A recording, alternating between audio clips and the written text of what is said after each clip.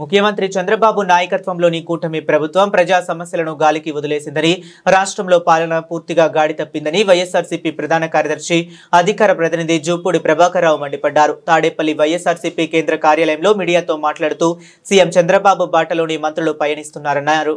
ప్రజల గురించి ఆలోచించడం మానేసి తమ జేబులు నింపుకునే కార్యక్రమంలో వారు బిజీగా ఉన్నారని ఆగ్రహం వ్యక్తం చేశారు.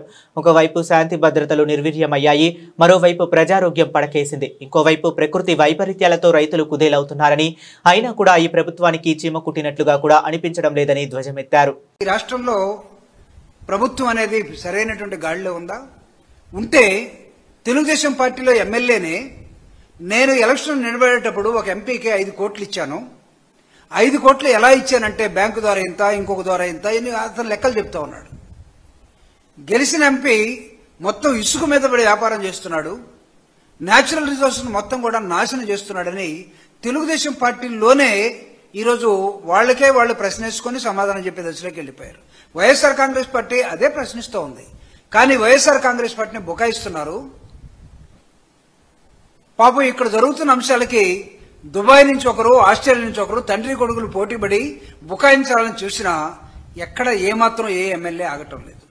ఒక ఎమ్మెల్యే అయితే మెడికల్ కాలేజీ కట్టడం అంత ఈజీ అనుకున్నారా అని మంత్రిగా ఉన్నటువంటి ఒక మంత్రి, ఎమ్మెల్యే కమ్ మినిస్టర్, అంటే మెడికల్ కాలేజీలు ఎలా కడతారో వైఎస్ఆర్ కాంగ్రెస్ పార్టీ గత 5 సంవత్సరాల్లో కరోనా ఉన్నప్పటికీ, అనేకమైన ఇబ్బందులు ఉన్నప్పటికీ 17 మెడికల్ కాలేజెస్ ఎలా తీసుకొచ్చి ఎలా స్టార్ట్ చేసిందో, ఎలా కొన్నింటిని కంప్లీట్ చేసిందో కనపడటం లేదా?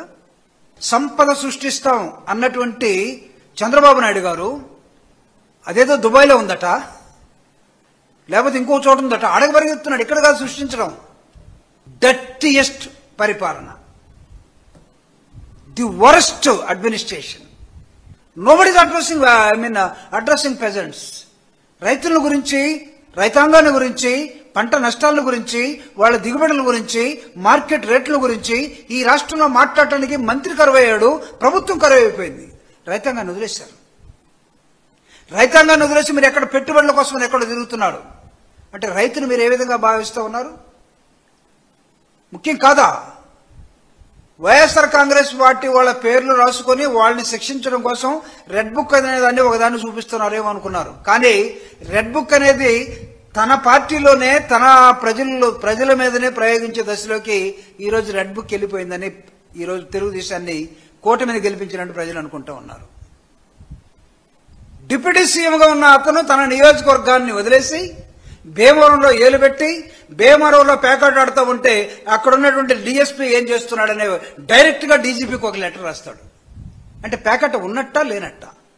పేకాట ఉంటే ఇది నాణ్యమైన పేకాట అందామా, నాణ్యమైన మందులాగా?